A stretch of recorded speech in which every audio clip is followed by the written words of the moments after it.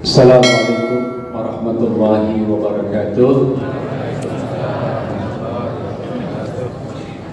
Alhamdulillah, wassalatu wassalamu ala rasulillah, wa la hawla wa la quwwata illa billah, amma ba'd. Faqad qala Allah ta'ala fi kitabihil karim wa huwa asdaqul qailin. A'udzu billahi minasy syaithanir rajim. Bismillahirrahmanirrahim. Fa'alhamaha fujuraha wa taqwaha. وقال الله تعالى أيضا فذلكم الله ربكم الحق فماذا بعد الحق إلا الضلال فأنى تصرفون. Sadaqallahul azim. Yang saya hormati dan saya muliakan segenap pengurus DKM Masjid Al-Hikmah serta jajaran pengurus yang mudah-mudahan senantiasa diberikan kesehatan Allah Subhanahu wa taala. Yang saya hormati dan saya muliakan imam kita pada kesempatan malam hari ini, Imam Tarawih dan Imam Witir, dan juga saya hormati saya muliakan seluruh jamaah sekalian, jamaah sholat isya, sholat tarawih dan sholat witir Masjid Al-Hikmah, yang mudah-mudahan kita semua dirahmati Allah Subhanahu wa taala. Bersyukur kepada Allah Subhanahu wa taala, malam hari ini kita sudah memasuki malam yang ke-26. Tidak terasa tinggal beberapa hari lagi Ramadan akan meninggalkan kita. Mudah-mudahan ibadah puasa, tarawih dan ibadah-ibadah yang sudah kita laksanakan tentu berharap mudah-mudahan diterima Allah Subhanahu wa taala, dan kita termasuk orang-orang yang di dalamnya mendapatkan ampunan dan maghfirah dari Allah Subhanahu wa taala, sehingga ketika Ramadan meninggalkan kita, Allah bersihkan diri kita dari segala dosa-dosa, dan Allah jadikan kita seperti bayi yang baru dilahirkan kembali. Amin ya rabbal alamin. Hadirin Bapak dan Ibu sekalian yang dirahmati Allah Subhanahu wa taala, tema kita di sini malam hari ini adalah, judulnya adalah ciri-ciri aliran sesat. Nah, ini menarik karena biasanya kalau bicara aliran sesat ini masuknya kepada kajian-kajian, ya. Karena membahas tentang aliran sesat ini nanti terkait dengan aturan-aturan Majelis Ulama Indonesia, kemudian aturan perundang-undangan yang terkait dengan perbuatan-perbuatan yang dapat membahayakan keamanan, ketertiban, dan juga membahayakan lingkungan masyarakat dan sebagainya. Namun di waktu yang singkat ini mudah-mudahan bisa menambah wawasan kita terkait dengan aliran-aliran sesat yang ada di Indonesia. Masyarakat muslimin jamaah dirahmati Allah Subhanahu wa taala, Islam sebagai sebuah agama yang merupakan konsep wahyu, agama wahyu yang memberikan kepada kita berbagai konsep kehidupan. Dan di dalam ajaran Islam juga terkandung beberapa kemudahan-kemudahan bagi kita untuk mencari mana yang benar, mana yang salah. Itulah kemudian Allah mengingatkan fa'alhamaha fujuraha wa taqwaha. Allah sudah kasih tahu mana jalan yang sesat, fujur, mana jalan menuju kepada kebenaran ataupun ketakwaan. Dan semua adalah pilihan buat kita. Termasuk dalam beragama, ini pun demikian. Karena kalau bicara tentang aliran sesat, itu ada konteks yang lebih pas secara keagamaan. Aliran sesat itu disebut dengan paham keagamaan yang bermasalah, gitu ya. Jadi ada orang-orang yang menganut paham keagamaan, tapi pahamnya bermasalah, ya, sehingga disebut dengan sesat. Dan indikator sesat itu bukan hanya bersifat ditentukan oleh wahyu, ya, tetapi juga dari segi aspek lingkungan masyarakat juga bisa kita tentukan bahwa ini sesat, ini tidak. Contoh misalkan ada kita puasa Ramadan 1 bulan 29 atau 30 hari. Ternyata ada saudara kita yang puasa cuma 3 hari cukup. Itu kira-kira sesat apa enggak tuh? Nah, itu sesat karena tidak sesuai dengan tuntunan wahyu. Ataupun kita sholat, udah sholat nggak usah ruku, nggak usah sujud, duduk aja udah. Nah, apakah itu disebut dengan sholat? Nah, ini kategori ini saja kita sudah bisa menyebutkan mana yang sesat, mana yang tidak. Maka lebih enaknya kita menyebut dengan paham keagamaan yang bermasalah. ya, yang harus kita luruskan, yang harus kita berikan perhatian kepada mereka untuk merubah pola-pola yang tidak benar, harus mengikuti aturan-aturan yang berdasarkan wahyu dan juga tuntunan Al-Quran dan Sunnah. Nah, oleh karena itu, ya, perbuatan-perbuatan yang tadi itu termasuk pelanggaran atau perkara yang melanggar kaidah-kaidah umum yang disebut dengan ma'lumun minad dini, ya, bid-daruri. Jadi keumuman masyarakat dalam melaksanakan ibadah itu yang tercantum ketentuannya sudah tercantum dalam Al-Quran dan hadis, ya. Nah, oleh karena itu Majelis Ulama Indonesia, ya, kemudian merunut tipologi aliran sesat itu ternyata memang cukup banyak, ya. Indonesia ini termasuk lahan suburnya aliran sesat, ya. Ya, baik yang pemahamannya yang termasuk kategori yang terdahulu, ya, dari zamannya sahabat-sahabat mulai dari Ali bin Abi Thalib sampai sekarang masih ada, ya, pemahaman ini, ya, ataupun yang terbaru. Nah, ini menarik, gitu kan, karena beberapa belum lama juga yang terakhir itu di Cirebon itu muncul paham keagamaan yang kemudian dia menyatakan dan mengaku dia sebagai seorang nabi, menerima wahyu dan bikin agama baru namanya agama Jasud, agama Jawa Sunda. Itu nama nabinya yang ngaku nabi namanya Tugimin. Dari namanya aja kayaknya gak pantas jadi nabi, gitu ya. Jadi orang biasa aja pantas Tugimin, dia bikin syahadat sendiri dan segala macam. Tapi yang anehnya pengikutnya ada, itu yang aneh tuh. Selalu ada pengikutnya di mana-mana. Ketika ada orang ngaku nabi, pengikutnya ada. Dan ternyata dari Majelis Ulama Indonesia menelaah bahwa masyarakat kita itu kecenderungannya mudah kagum, mudah terpengaruh dan mudah sekali diajak kepada hal-hal yang seperti itu. Nah, ini jadi ketika ada seseorang mengaku nabi, udah ikut-ikutan aja, nggak tahu dia sebagai itu. Bahkan ketika disuruh tukeran istrinya segala macam, mau aja itu.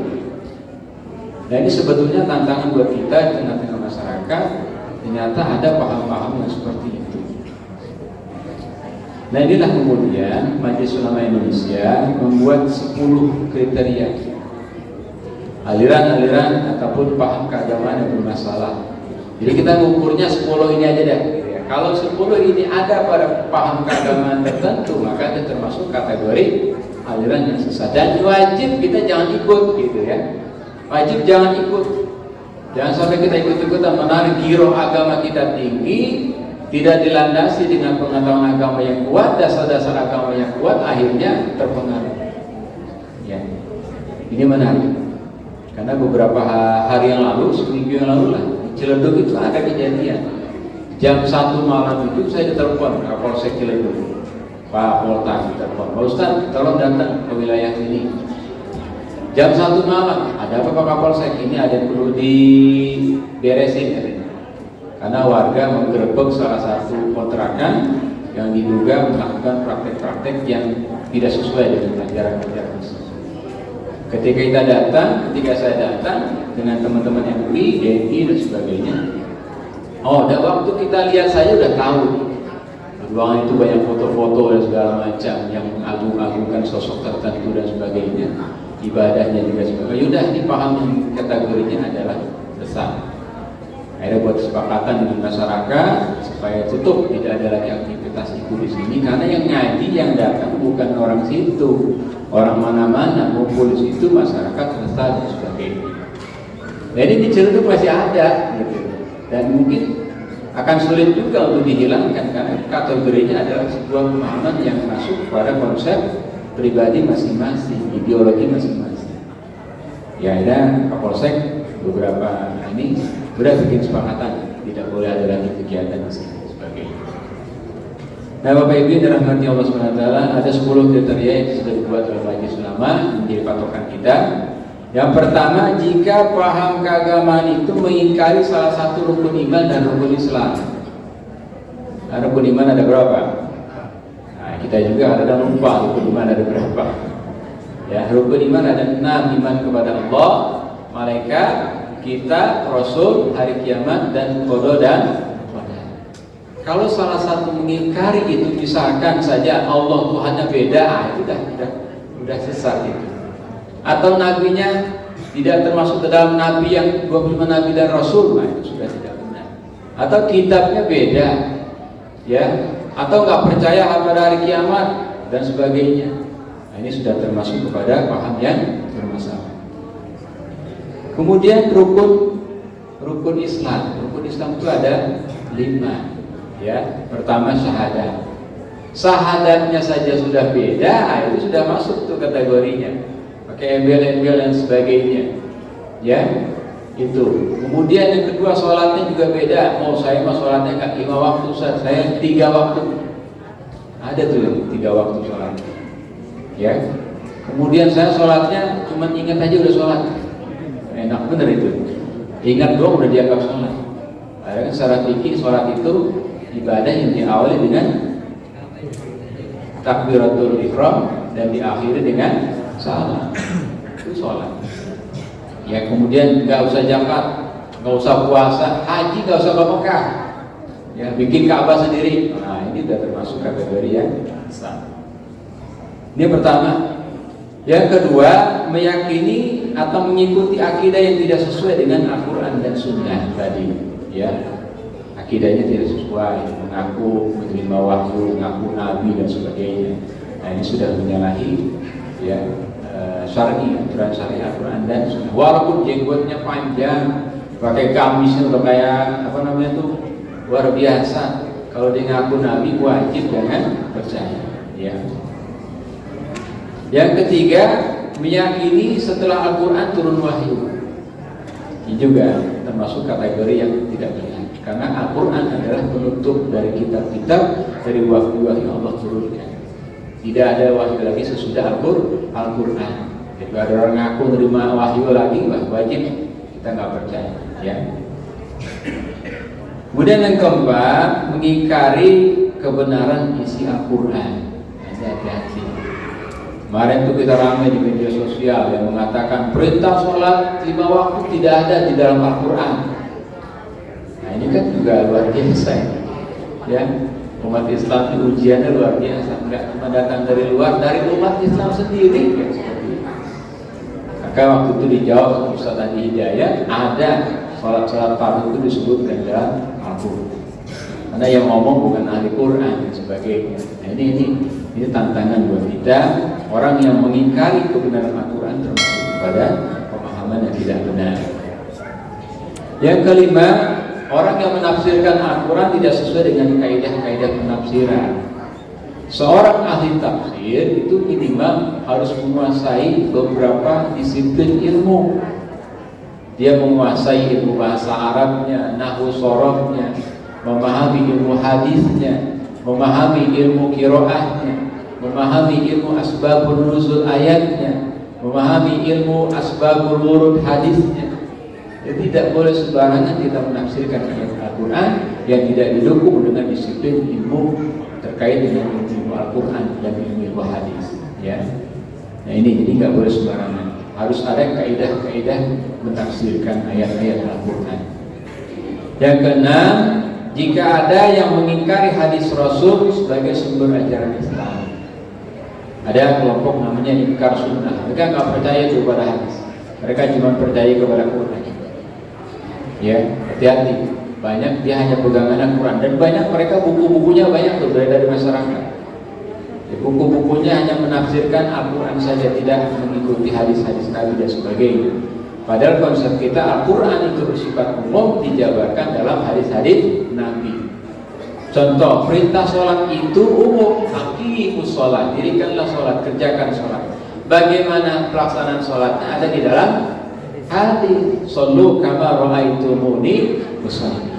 Jadi saling berkaitan.